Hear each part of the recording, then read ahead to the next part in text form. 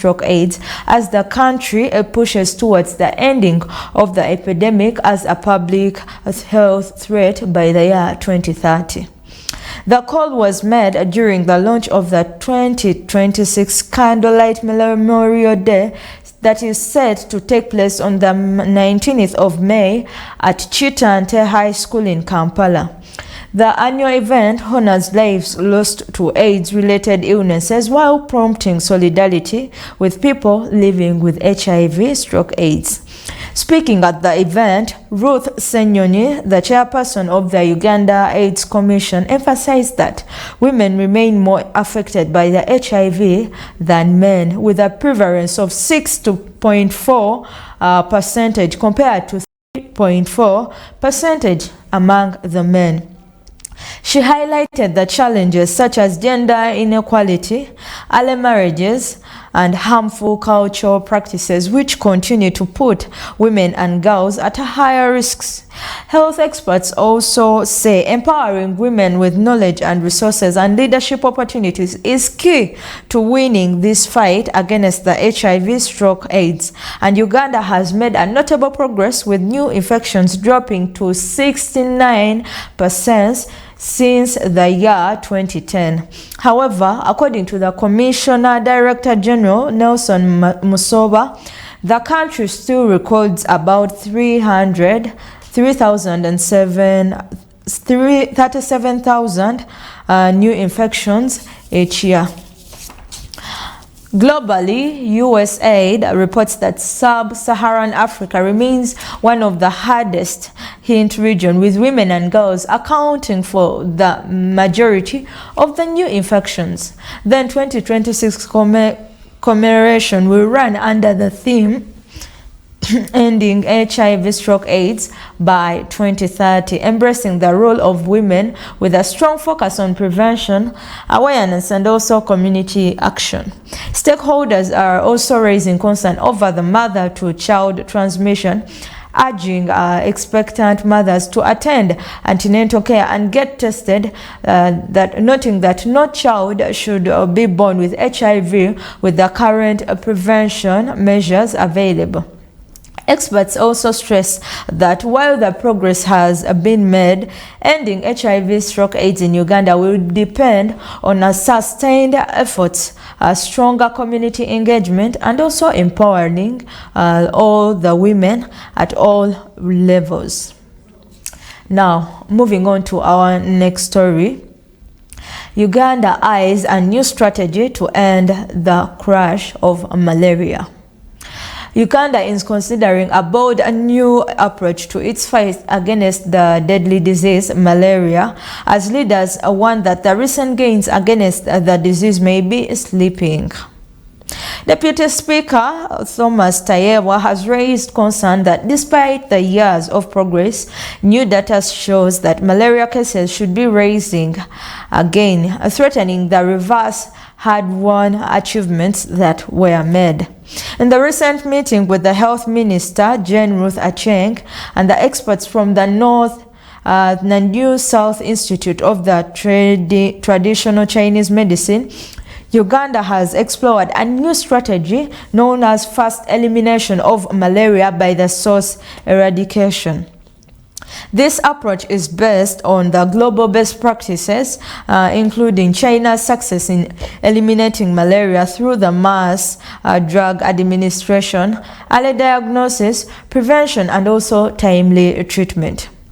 Malaria remains one of the most biggest public health challenges, and accounting for a large number of hospital visits, and also affecting the productivity, livelihoods, and also the country's economy.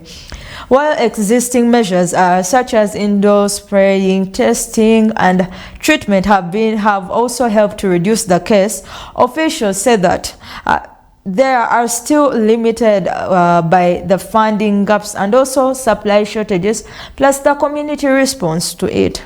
Tayebwa pointed to countries like Comoros, where malaria cases were dropped to 98% after adopting similar strategies, showing that elimination is highly possible with coordinated action. He is now calling for a stronger collaboration, increased investment, and also unified national response to the fight against the disease more effectively. And Uganda is expected to hold a national dialogue and high-level discussions with scientists, policymakers, and also partners to map out a clear path towards the end of the malaria elimination. Health experts also said that the success of this new approach could be a game changer in the finally ending of one of the country's deadly diseases. Now, moving on to our next top story. Kabale has raised an alarm over the rising HIV/AIDS infections among young women. Health authorities in Kabale district have raised concern over a growing number of new HIV/AIDS infections among young women, despite major progress in the treatment and care.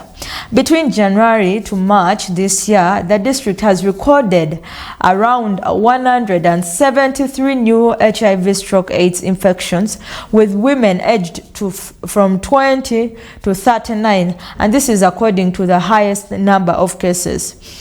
According to the district health educator, Alfred Bisigesi, he says that over 17,000 people were tested during this period with a positivity rate of about 1%, meaning Kabale has more than 19,000 people living with the HIV, with nearly 10,000 actively receiving care, encouraging health officials reporting a 98% viral load suppression rate among patients on the treatment, showing a strong adherence and also effective service delivery. However, the district health officer Gilbert Adinaitwe Mateka warns that the new infections, especially among young women, highlight very serious gaps in the prevention efforts, regardless of the treatment and finding them out. There is high serious gaps in the prevention efforts. And he linked the trend to factors such as poverty, transactional, and also cross-generational sex, as well as influence of the high-risk groups. Additionally, challenges including alcohol and also substance abuse, stigma, and untreated sexually transmitted infections are also contributing to the continued transmission of this virus. Health experts say while treatment efforts are working, more focus is now needed on the prevention part, especially through community outreach and also youth-friendly services and also behavior change programs targeting most especially the young women who are now the highest group of people having the disease. The situation serves as a reminder to ending the HIV/AIDS virus, and also requires not only treatment but also a stronger action on the social and also the economic factors driving the new infections. Now, moving on to our next global story. CDC warns of salmonella linked to backyard poultry. Health officials in the United States are warning the public after a salmonella outbreak was linked to backyard poultry, including chickens and ducks kept at home. According to the Centers for Disease Control and Prevention, 34 people across the 13 states of America have been infected, with 13 hospitalized, but no deaths have been reported yet. Investigations found that even healthy-looking birds can carry the bacteria and spread infections to humans through contact. The agency says people can become sick by touching poultry or their environment, and then eating and touching their mouth without properly washing their hands. Michigan, a state, has recorded the highest number of cases, but infections have been reported across like the multiple states. Health experts are now urging strict health practices, including hand washing with soap and water for at least 20 seconds after handling the birds, eggs, or coop materials.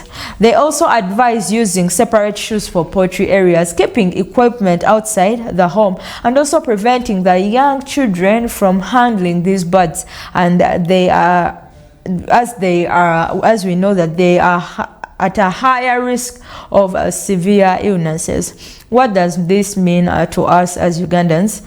With this outbreak in the United States, the warning is highly relevant for us Ugandans, where many households keeps chicken at home. Backyard poultry farming is common, especially in the rural and also the peri-urban areas of our country, and often involves like close contact between the people and the animals. And this increases the risk of infections like salmonella infection, particularly where hand washing and hygiene practices may be limited. Health experts say Ugandans should take simple cautions, such as washing hands after handling the chickens, keeping poultry areas clean, and ensuring children avoid direct contact with the birds to reduce their risk. And the message is very, very clear. Even healthy animals can carry germs, and also good hygiene remains one of the most powerful tools in preventing this disease. And those have been our news updates for today. And from the return of the vital health workers from Adjumani to the urgent call of the women to fight against HIV/AIDS and new strategies to eliminate malaria, it is a clear progress and that is being made, but challenges still remain. Health experts remind us that protecting our health starts with awareness, prevention, and also taking action in our daily lives. So as TV1, we say, stay informed, stay safe, and remember your health is your greatest wealth. But today in Discovery, we are going to see one of the biggest, some of the biggest hospitals in that area. So let's take a look at that video and we see something.